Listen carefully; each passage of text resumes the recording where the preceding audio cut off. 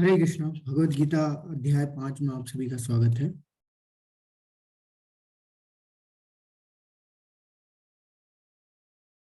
इस अध्याय का नाम है कर्म संन्यास योग, कर्म योग यानी कृष्ण भावनामृत कर्म। अ, तो ये जो अध्याय है, जैसे हमने तीसरा अध्याय भी पढ़ा था, वो भी कर्म योग के बारे में बता रहा था, बताया था उन्होंने। तो ये जो अध्याय है ये एक तरीके से विस्तार है तीसरे अध्याय का ही,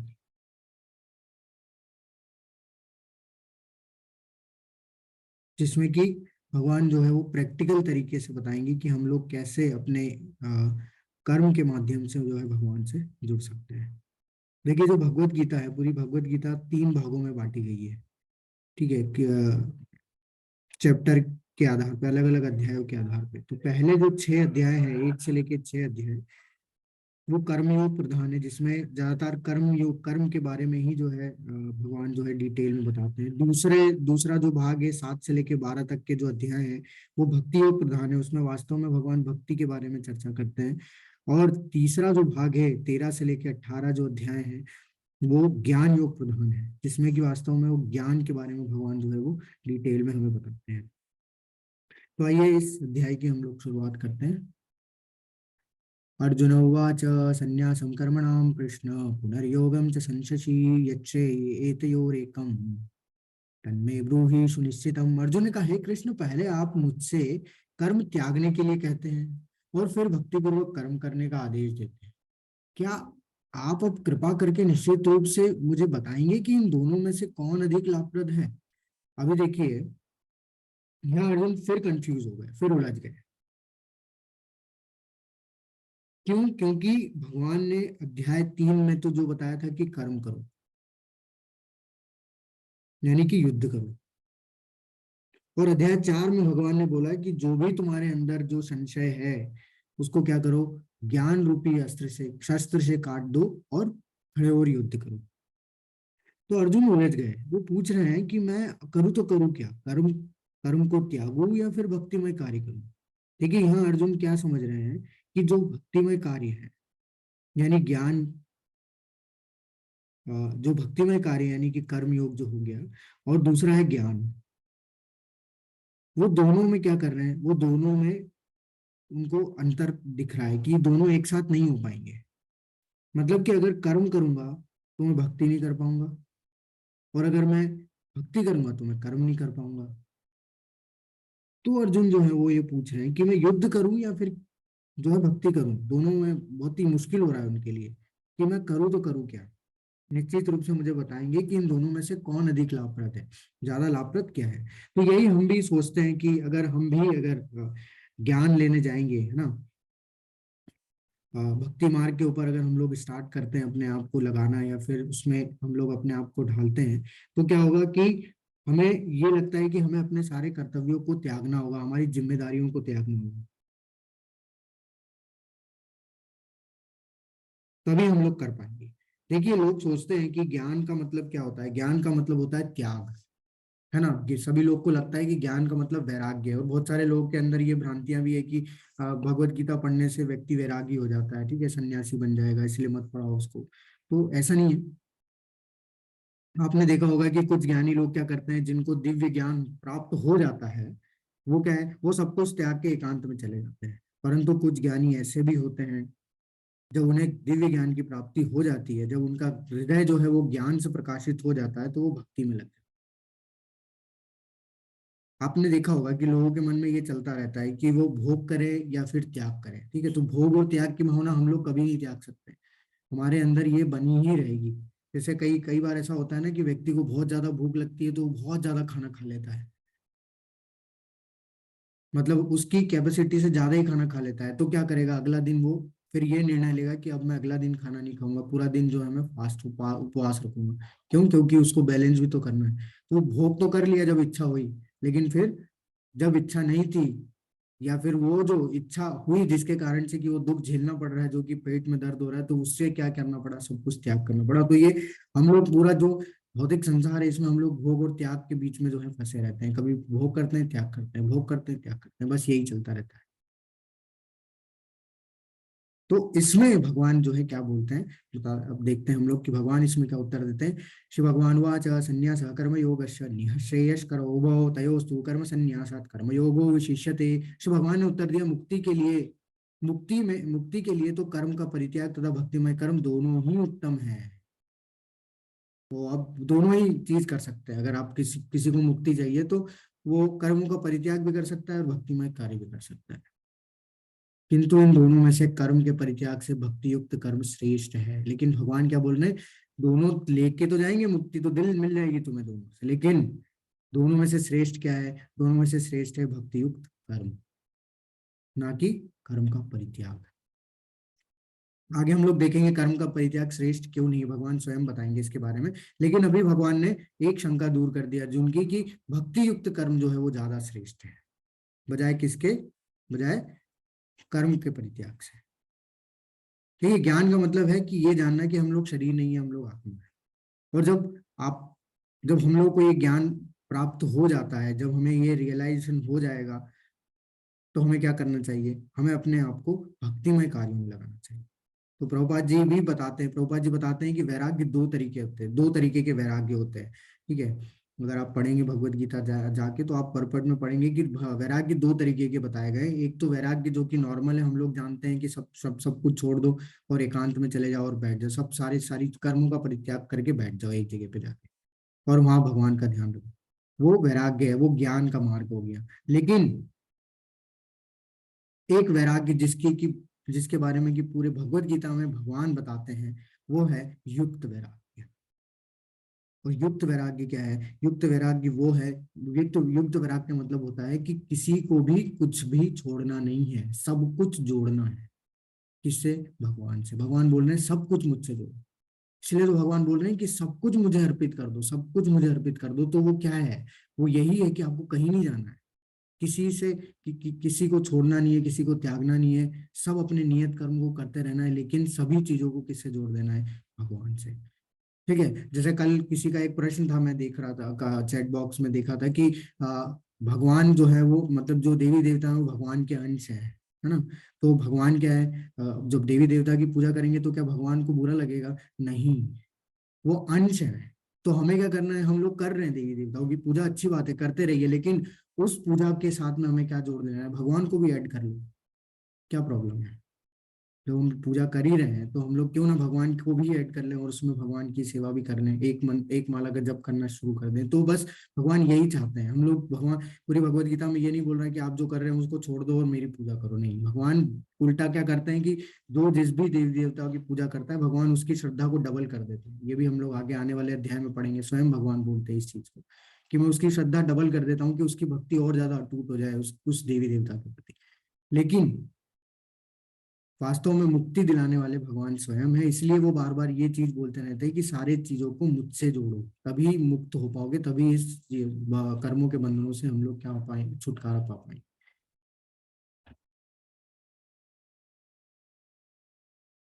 ज्ञेय स नित्य संन्यासी यो न द्वेष्टि न कांक्षति निर्द्वंद्वो हि महाबाहो सुखम बंधात प्रमुच्यते। जो पुरुष न तो कर्म फलों में से घृणा करता है और न कर्म फल की इच्छा करता है, वह नित्य सन्यासी जाना जाता है। महाभाव अर्जुन, ऐसा मनुष्य समस्त द्वंद्वों से रहित होकर बहुबंधन को पार कर पूर्णतः युक्त हो जाता है। लेकिन अब देखिए, सबके मन में आएगा कि नहीं, जो सन्यासी होते हैं वास्तव में वो जो पूजा करते हैं वो कैसी होती है, वो जो पूजा करते हैं, वो भक्ति करते हैं, उससे से ही हम लोग भगवान से अपने आप को जोड़ पाएंगे, ऐसे अपने नियत कर्मों को करते हुए नहीं जोड़ पाएंगे। लेकिन नहीं, वास्तव में नित्य सन्यासी के बारे में बता रहे हैं कि नित्य सन्यासी कौन है। जैसे हमने देखा था तीसरे अध्याय में भगवान ने बताया कि सन्यासी कौन है। सन्यासी कौन होता है, जो कि जिसका हृदय शुद्ध हो जाता है वो सन्यास ले सकता है, वो योग्य है। अन्यथा वो क्या है, वो मिथ्याचारी, वो पाखंडी है, वो क्या है, मरकट सन्यासी जैसा है, एक बंदरों जैसा सन्यास लेके घूमता रहता है और उसके अंदर जो है इंद्रिय विषयों के जो है चिंतन चलते रहते हैं। लेकिन जो नित्य सन्यासी है वो कैसा है, जो कर्म फलों से कभी घृणा नहीं करता, उसको कोई भी कर्म फल मिल रहा है उससे कभी घृणा नहीं करता, कर्म फल की इच्छा भी नहीं करता, वह नित्य सन्यासी है। वही नित्य है, मतलब जो भी कार्य कर रहा है वो सिर्फ क्या कर रहे हैं, वो यही मान के कर रहा है कि ये मेरी सेवा है भगवान के लिए, बस। उसमें उसको ना कुछ इच्छा होती है ना कुछ होता है। तो ये स्तर होता है एक, उस स्तर को जो है अचीव कर लेता है जो व्यक्ति, जिसके मन में जो है कर्मफल की इच्छा भी नहीं रहती, वो सिर्फ और सिर्फ ये मान लेता है कि वो भगवान का सेवक है, मतलब मान के लेता है, वो उसको रियलाइज हो जाता है कि वो भगवान का सेवक है, और वो पूरी तरीके से अपने आप को भगवान की सेवा में लगाए रखता है। तो उसमें ना तो उसको कर्म फल की इच्छा होती है, और जो भी उसको कर्म, जो भी फल प्राप्त हो रहे हैं, अगर वो बुरे हैं तो उनसे घृणा नहीं करेगा, अगर वो अच्छे हैं तो वो क्या करेगा, वो भगवान को अर्पित कर देगा, ये मान के कि शायद उसके उस पे भगवान की कृपा है, इसलिए उसको अच्छे फल प्राप्त हो रहे हैं। अगर बुरे प्राप्त हुए तो वो घृणा नहीं करेगा, वो ये मान लेगा कि शायद उसके कोई बुरे कर्म थे जिसके कारण से कि उसको ये फल प्राप्त हो रहा है। तो है महाभाव अर्जुन, ऐसा मनुष्य समस्त द्वंद्वों से रहित हो जाता है। तो ये देखिए, जो भौतिक संसार है ना, ये द्वंद्वों से भरा हुआ है। द्वंद्व मतलब क्या? लाभ हानि, अच्छा बुरा, बड़ा छोटा, ये सब द्वंद्व है। सर्दी गर्मी, मान सम्मान, अपमान, अनादर आदर, ये सब द्वंद्व है। तो ये द्वंद्व क्या है? ये द्वंद्व ही हमारे अंदर क्या करते हैं? ईर्ष्या पैदा करते हैं। ये द्वंद्व ही हमारे अंदर क्या पैदा करते हैं? घमंड पैदा करते हैं। तो इस सब को क्या कर देता है? जो द्वंद्वों से ये मुक्त हो जाता है, क्यों? क्योंकि वो पूर्णतः किसमें स्थित हो जाता है? वो भगवान की सेवा में स्थित हो जाता है, और ऐसा करते करते करते करते प्रयास करते करते वो क्या हो जाएगा? सारे भव बंधन से मुक्त हो जाएगा। तो यहाँ पे जो चीज भगवान बता रहे हैं वो कर्म योग या कर्म संन्यास, यानी कि कर्म योग या कर्म संन्यास, यानी कर्म संन्यास यानी कर्मों का त्याग। तो क्या करें? तो भगवान बोल रहे हैं कि कर्म फलों का त्याग करो, कर्म का त्याग तुम नहीं कर पाओगे। देखिए, आत्मा का स्वभाव है कर्म करना। तो क्या है? आत्मा का स्वभाव है कि वो कभी भी शांत नहीं बैठ सकती, वो हमेशा क्या रहती है? एक्टिव रहती है। तो उसको हम लोग कभी भी शांत नहीं बिठा सकते। तो अगर हम लोग उसको कर्म मान लो, कर्मों का, वैसे तो हम लोग कर्म करने से किसी को नहीं रोक सकते ना, हम अपने आप को रोक सकते हैं। फालतू बैठना भी एक तरीके से कर्म में ही काउंट होता है।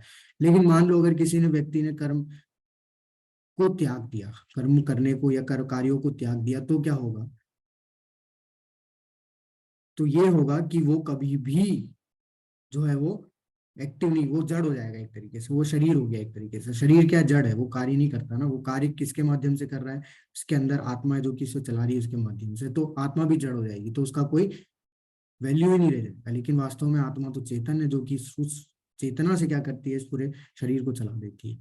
तो हम लोग के हाथ में सिर्फ क्या है? हम लोग के हाथ में है कि हम लोग सिर्फ कर्म कर सकते हैं, और कर्म फलों को जो है वो त्याग सकते हैं। त्यागना मतलब कि किसको अर्पण कर सकते हैं? भगवान को अर्पण कर सकते हैं।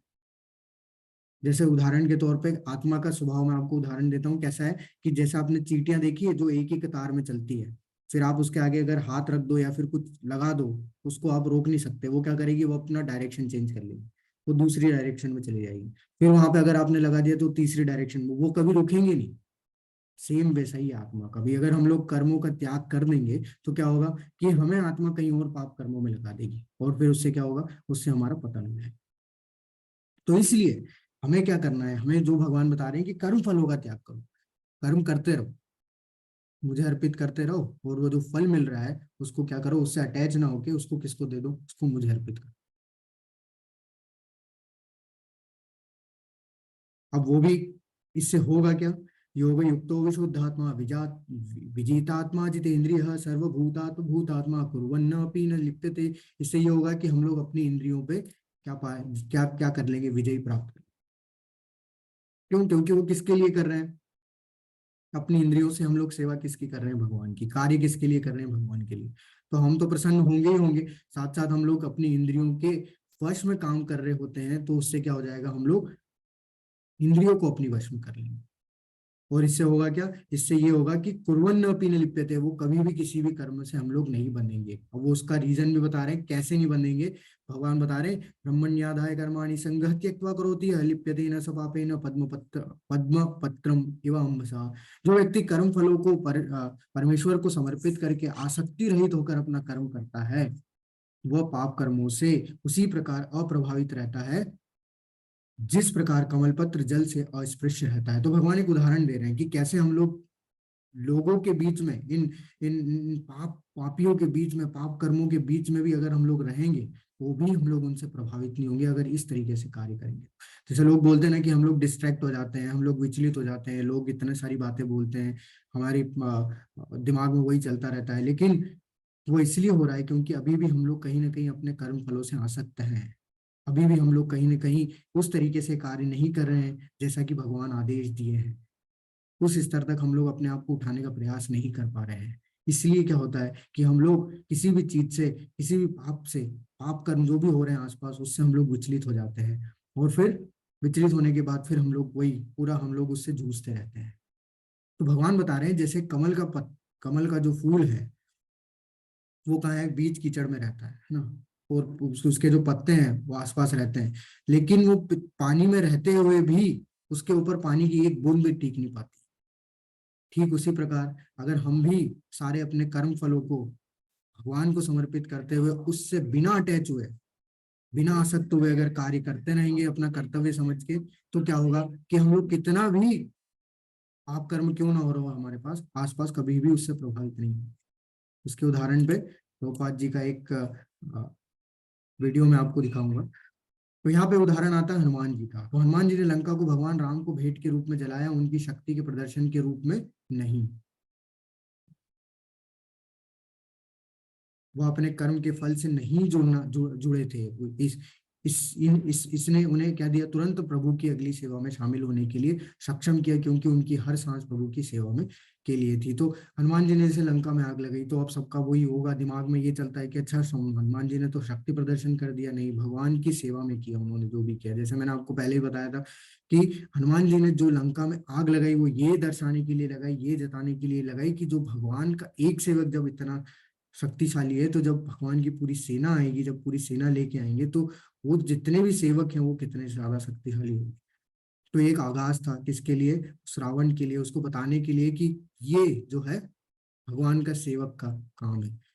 तो उन्होंने किसको भेंट कर दिया, जो भी उन्होंने किया था वो भगवान की सेवा में दे दिया।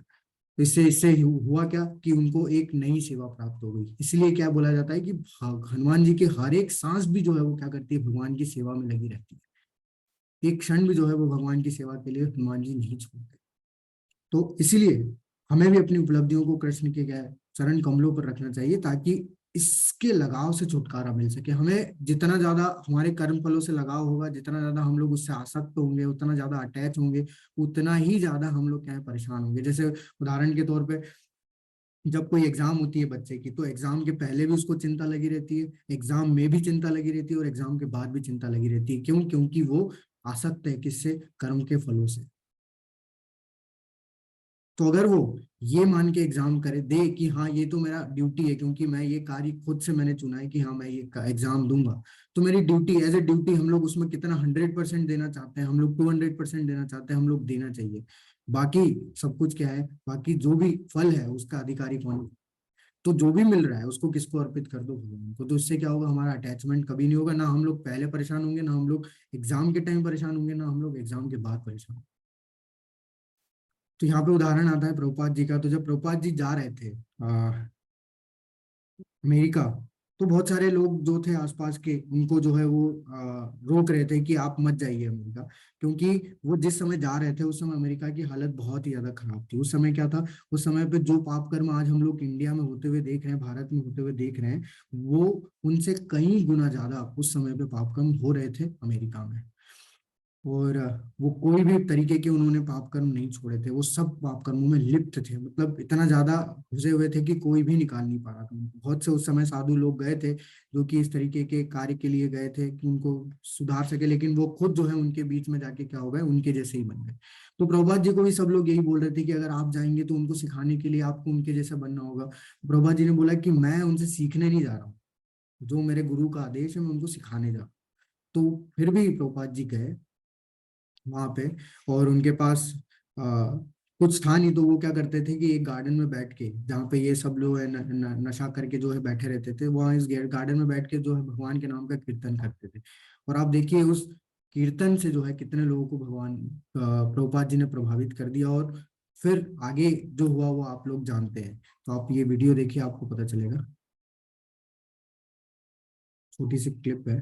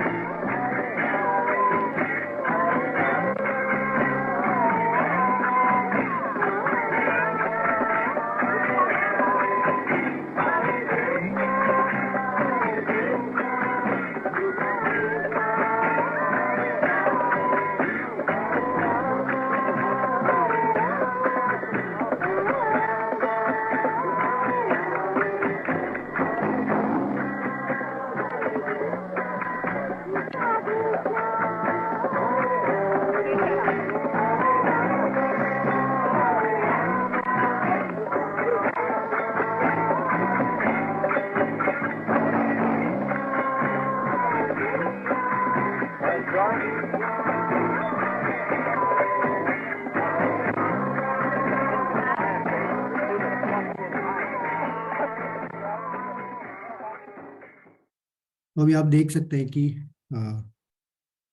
प्रभुपाद जी ने सिर्फ वहां पे हरिनाम जो है संकीर्तन किया, और उसी के माध्यम से वो जो है जितने भी लोग थे वहां पे, जितने भी हिप्पीज थे, वो हैप्पी हो गए। तो ये जो महामंत्र है, ये इसी का जो है उन्होंने वहां पे कीर्तन किया था।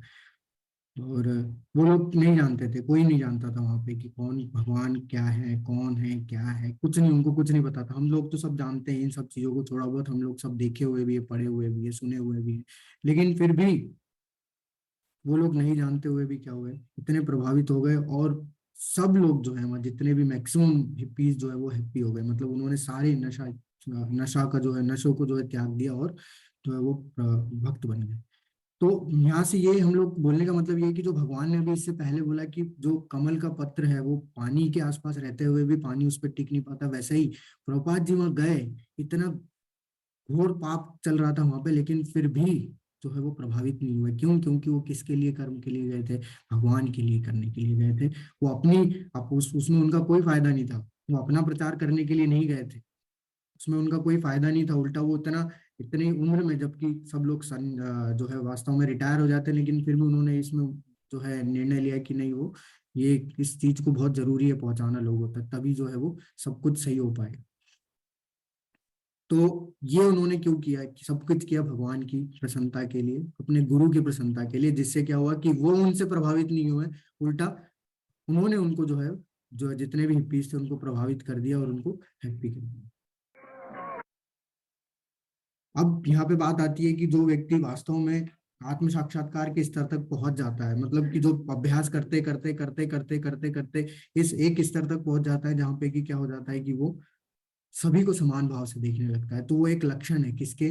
वो एक लक्षण है शुद्ध भक्त के। तो भगवान ये बताते हैं, विद्या विनय संपन्न ब्राह्मणे कवि हस्तिनी शुनि चैव शपाके च पंडिता समदर्शिना। विनम्र साधु पुरुष जो होते हैं, जो शुद्ध भक्त होते हैं, अपने वास्तविक ज्ञान के कारण एक विद्वान तथा विनीत ब्राह्मण, गाय, हाथी, कुत्ता तथा चांडाल, चांडाल वो जो जो कुत्ते का मांस खाते हैं, वो लोग को समान दृष्टि से देखते हैं। तो मतलब कोई भी क्यों ना हो इस संसार में, हर किसी पे वो करुणा दिखाता है, हर किसी के साथ में वो समान व्यवहार करता है, किसी से द्वेष, किसी से ईर्ष्या, कुछ नहीं।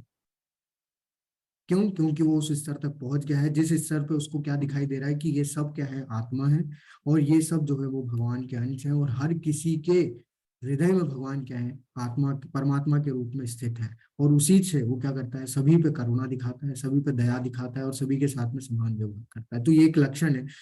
बिल्कुल बहुत मुश्किल है, लेकिन भगवान हमें प्रैक्टिकली ये चीज बता रहे हैं कि ये संभव है। अगर हम लोग प्रयास करते रहे तो ये संभव हो सकता है। ऐसा नहीं है ये असंभव है, क्योंकि ये प्रयास करने से ही होगा। जब हम लोग प्रयास नहीं करेंगे तो शायद हम लोग नहीं पहुंच पाएंगे इस स्तर तक, इसलिए हम लोग को ये असंभव लग रहा है। ये बहुत ही महत्वपूर्ण श्लोक है।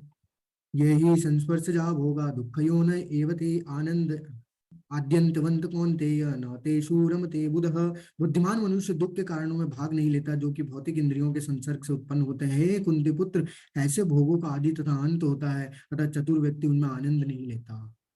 तो वास्तव में होता क्या है कि हम लोग जो अपनी इंद्रियों को तुष्ट करने में लगे हुए रहते हैं, उससे हमें ये लगता है कि हमें आनंद प्राप्त होता है, लेकिन वास्तव में वो आनंद कैसा आनंद होता है? वो क्षणिक आनंद होता है, वो टेम्परेरी आनंद होता है। और वही फिर हमें क्या देता है? वही दुख का कारण बनता है। जैसे मैं उदाहरण देता हूँ यहाँ पे कि अगर कोई व्यक्ति डायबिटीज से ग्रसित है, तो उसको क्या है? शक्कर खाने की बहुत तीव्र इच्छा होती है, तो वो क्या करता है? शक्कर खा लेता है। तो अभी तो उसको इंद्रिय, उसकी जिह्वा जो है उसको बार बार जो क्या करती है, उसको बार बार मैसेज पहुंचाती है उसके दिमाग में, उसके मन के कारण से कि नहीं, मुझे शक्कर खानी है, क्योंकि उसकी तीव्र इच्छा हो रही है। और क्या करता है वो व्यक्ति? उस जिह्वा को तुष्ट करने के लिए, उस इंद्रिय को तुष्ट करने के लिए वो क्या करता है? शक्कर खा लेता है। अब अगर वो शक्कर खा लिया तो इसका मतलब ये नहीं है कि वो क्या कर लेगा, कि वो शुद्ध हो जाएगा या फिर उसको बहुत आनंद प्राप्त हो जाएगा। बिल्कुल आनंद प्राप्त होगा कब? जब उस एक क्षण तक। लेकिन आगे जाके वो क्या बनेगा? आगे जाके वो क्या बन जाएगा? दुख का कारण बन जाएगा। मतलब कि वही शुगर उसको क्या बना देगी? उसके मृत्यु का कारण बन जाएगी। तो वास्तविकता में भगवान यहाँ पे बोल रहे हैं कि जो बुद्धिमान व्यक्ति है वो इस क्षणिक सुख के लिए कभी भी इंद्रियों के संपर्क में आके उनसे उत्पन्न होने वाली जो भी इच्छाएं होती है उनको उनमें आनंद नहीं लेता। उसे पता है कि हाँ, ये अभी तक, अभी के लिए सीमित है, बाद में जाके ये क्या हो जाएगा? ये दुख का कारण ही बनना है। तो वो क्या करता है? उसे ये पता होता है कि इसका आदि है, इसका अंत भी है, तो इसका अगर शुरुआत हो रही है तो इसका अंत होना निश्चित है। तो वो ऐसे आनंद में कभी भी अपने आप को जो है लगाता नहीं है। तो इसमें हम मनुष्य ही नहीं, इसमें हर कोई जो है ग्रसित है। जैसे उदाहरण के तौर पर मैं आपको बताता हूँ, यहाँ पे जैसे कीट पतंगे होते हैं, जो आपने देखा है बारिश में जो कीट पतंगे होते हैं, वो क्या होता है, उनको लाइट, उनकी जो आंखें होती है वो लाइट से बहुत ज्यादा आकर्षित होती है, तो वो अपनी आंखों को तुष्ट करने के लिए, आंखें क्या इंद्रियां हैं, तो उसको तुष्ट करने के लिए वो क्या करता है, वो उनके पास जाने का प्रयास करता है। अब जैसे आग हो गई, लाइट हो गई, अब वो जाता तो है उनके पास, वो कीट पतंगे जाते तो है उनके पास, लेकिन होता क्या है कि उन्हें करंट लग जाता है, या फिर वो आग में गए तो वो उसमें झुलस जाते हैं। तो हुआ क्या कि गए तो थे आनंद प्राप्ति के लिए, आनंद मिला, लेकिन वो क्या बन गया, दुख का कारण बन गया, मृत्यु का कारण बन गया। वैसे ही हिरण जो होता है, हिरण को क्या होता है, हिरण को एक अलग तरीके की जो है आवाज जो है पसंद होती है, और वही चीज कौन जानता है, वो चीज जानते हैं शिकारी।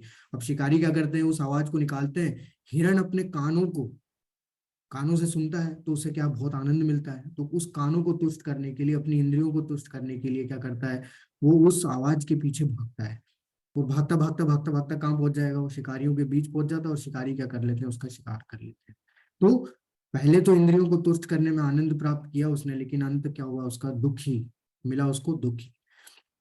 वैसे ही जो भौरा होता है, वो क्या करता है, वो जाता है कमल के फूल पे रस लेता है, लेकिन कमल के फूल पे वो घूमता रहता है रस लेने के लिए, और एक समय के बाद थक जाता है, और उसी में जो है वो जो कीचड़ है उसमें जाके गिर जाता है।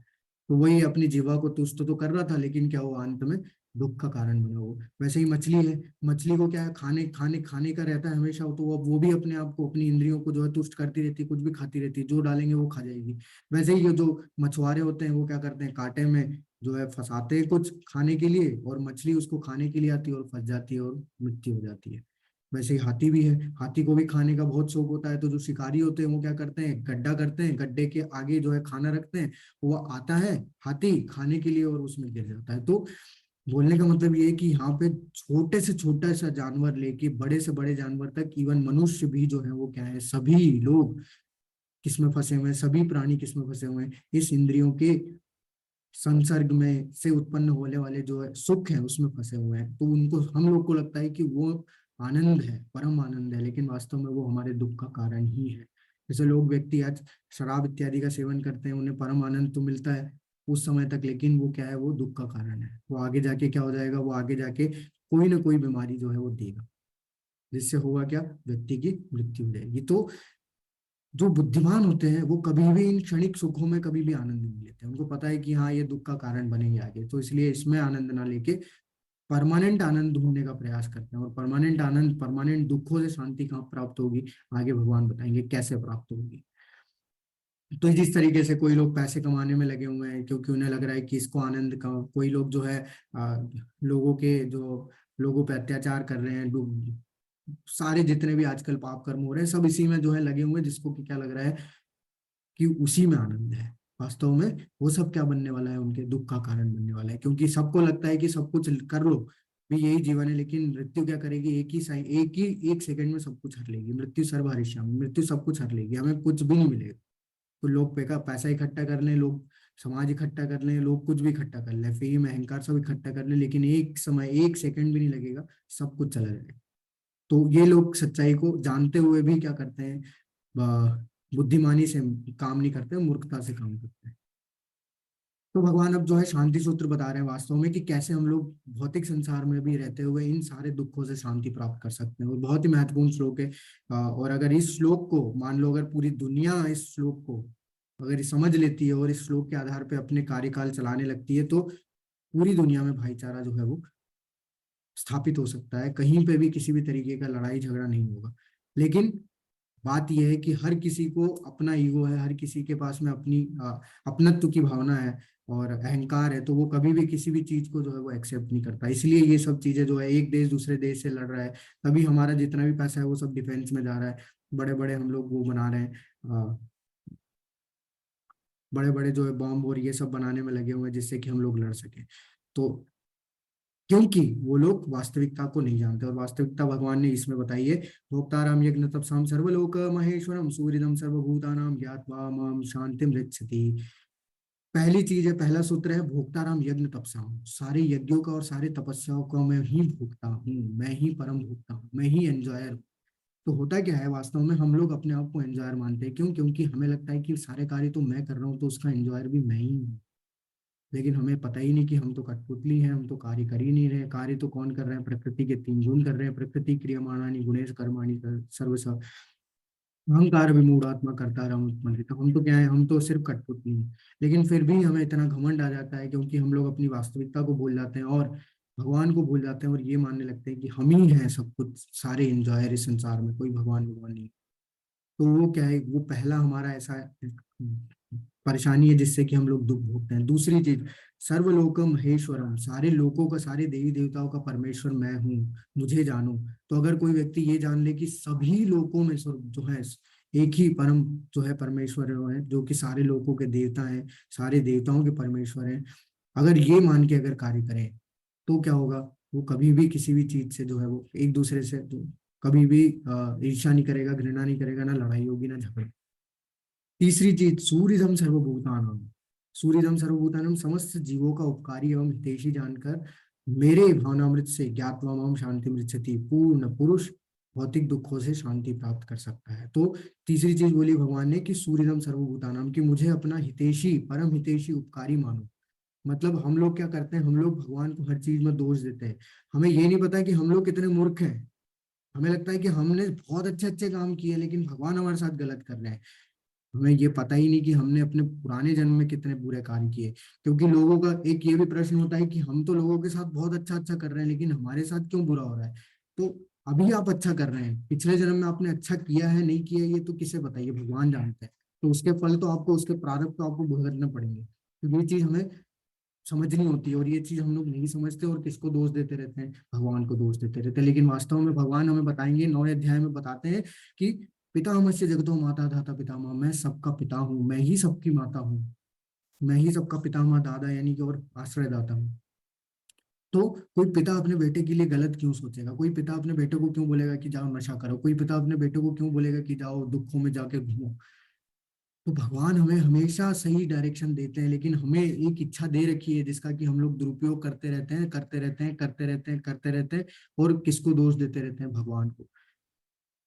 वास्तव में भगवान उस इच्छा में कभी भी हस्तक्षेप नहीं करते हैं, कभी भी इंटरफेयर नहीं करते।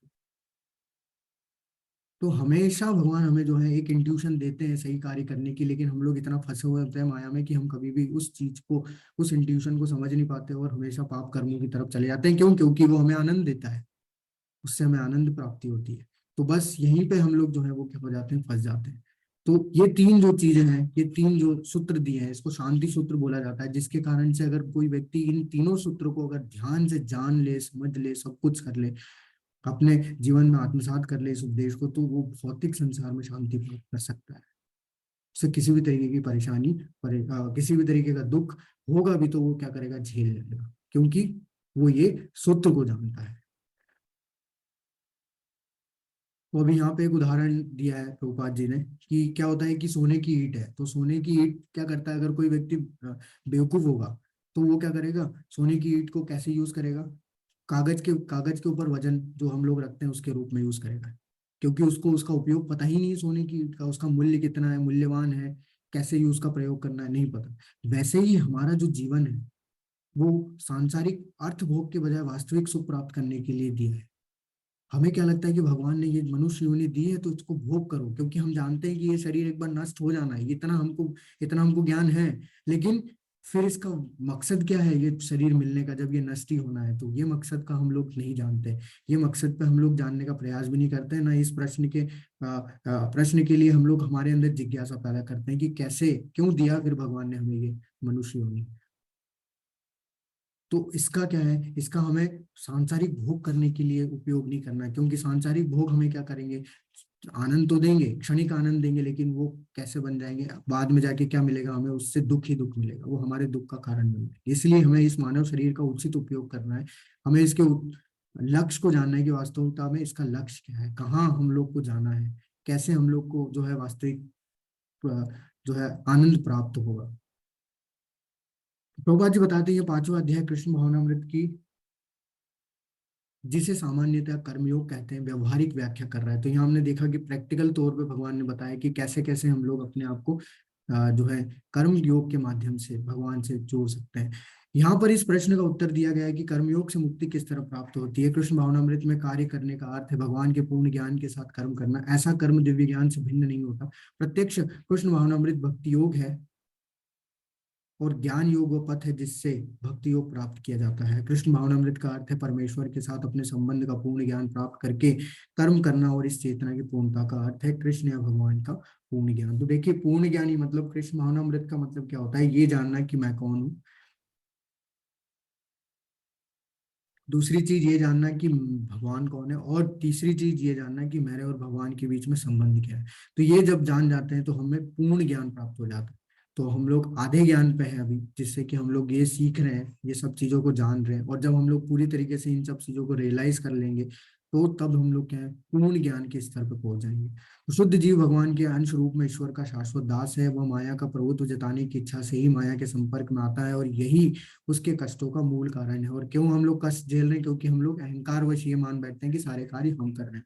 तो जब तक वो पदार्थ के संपर्क में रहता है, उसे भौतिक आवश्यकताओं के लिए कर्म करना पड़ता है, किंतु कृष्ण भावनामृत उसे पदार्थ की परिधि में स्थित होते हुए भी आध्यात्मिक जीवन में ले जाता है।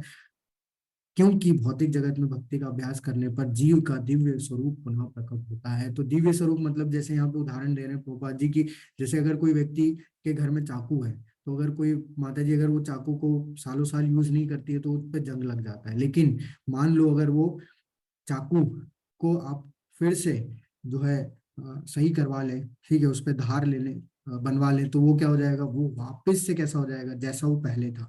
तो हम भी क्या है, हम भी अपनी वास्तविकता को भूल गए हैं। हम भी अपनी वास्तविकता को भूल गए, यानी कि हम लोग ये भूल गए कि हम लोग शरीर नहीं है, हम लोग आत्मा है। और जब तक हमें ये एहसास नहीं होगा, इस चीज को हम लोग याद नहीं कर पाएंगे, तब तक हम लोग क्या है, इस संसार में कष्ट झेलते रहेंगे। तब तक हमें दुख ही दुख मिलते रहेंगे। तो हमें ये वापस याद करने के लिए क्या है, ये प्रोसेस करनी होगी। अपने नियत कर्मों में भगवान को जोड़ना पड़ेगा, और धीरे धीरे क्या करना होगा, उस स्तर तक अपने आप को उठाने का प्रयास करना। तो यहाँ पे देखिए, इंद्रियों को हम लोग कर्मों को अपने कैसे यूज कर सकते हैं। इंद्रियों को यूज करने के अलग अलग तरीके हैं। लोग इस तरीके से यूज करते हैं, एक उदाहरण है ये, ठीक है, कि लोग व्यसनों में यूज करते हैं अलग अलग तरीके के, क्योंकि आजकल लोग एडिक्टेड हो गए हैं। तो कोई व्यसनों में यूज करता है, कोई गलत कार्यों में यूज करता है, कोई जुआ इत्यादि करता है, कोई मांसाहार का सेवन करता है। तो ये कर सकता है, कोई व्यक्ति बिल्कुल करता भी है। लेकिन क्यों ना हम लोग ये प्रयास कर रहे हैं, तो एक बार ये भी ट्राई करें। भगवान हमसे ये बोल रहे हैं इस पूरे अध्याय में कि अगर हम लोग ये ट्राई कर रहे हैं कि इसमें आनंद मिल रहा है, तो क्यों ना एक बार ये भी ट्राई करें, शायद इसमें आनंद मिले। क्योंकि यहाँ इसका जो प्रतिफल है, ये तो स्ट्रेस, एंजाइटी, डिप्रेशन ये सब है। लेकिन इसका जो प्रतिफल है, ये तो हम लोग देख रहे हैं कि इसमें भक्त जो है परम आनंद में जो है पूरी तरीके से जो है आनंद में रहते हैं। कभी भी किसी भी चीज की उन्हें परेशानी नहीं होती है। तो भगवान हमसे बोल रहे हैं कि क्यों ना एक बार ये भी ट्राई कर लो, इंद्रियों से ये भी करके देखो, क्या पता आनंद मिले। तो हमें ये नहीं बोल रहे, फोर्स नहीं कर रहे। भगवान बोले यथे इच्छा से तथा। भगवान बोले तुम्हारे पास सूक्ष्म इच्छा है, तुम्हारे पास अपनी खुद की फ्री विल है, तुम उसका उपयोग करो। तुम्हारी जैसी इच्छा, तुम ये करना चाहते हो ये करो, ये करना चाहते हो ये करो। लेकिन मैंने बता दिया जो सही है, वो जो सही क्या है और गलत क्या है। अब वो हमारी इच्छा पे निर्भर करता है कि हमें गलत चुनना है या फिर सही चुनना है, हमें माया का दास बनना है या फिर हमें भगवान का दास। तो भगवान हमें कभी फोर्स नहीं करते किसी चीज को करने के लिए। और यही चीज अर्जुन को भी अध्याय जब ये जो भगवत गीता के अंत में 18वें अध्याय में अर्जुन को भी सेम यही बोलेंगे भगवान की, मैंने सब ज्ञान तुम्हें दे दिया है, अब यथी इच्छा से तथा करो। तुम्हारी जैसी इच्छा है, तुम्हें युद्ध करना है करो, युद्ध नहीं करना है वो तुम डिसाइड करो। मैंने अपनी तरफ से सारा ज्ञान तुम्हें प्रदान कर दिया है। तो यहाँ भी भगवान यही बोल रहे हैं कि मैंने अच्छा बुरा बता दिया, अब हमारे ऊपर है कि हमें क्या करना है, हमारी इच्छा के ऊपर निर्भर कर। तो हमारा ये अध्याय यही समाप्त होता है। हरे कृष्णा।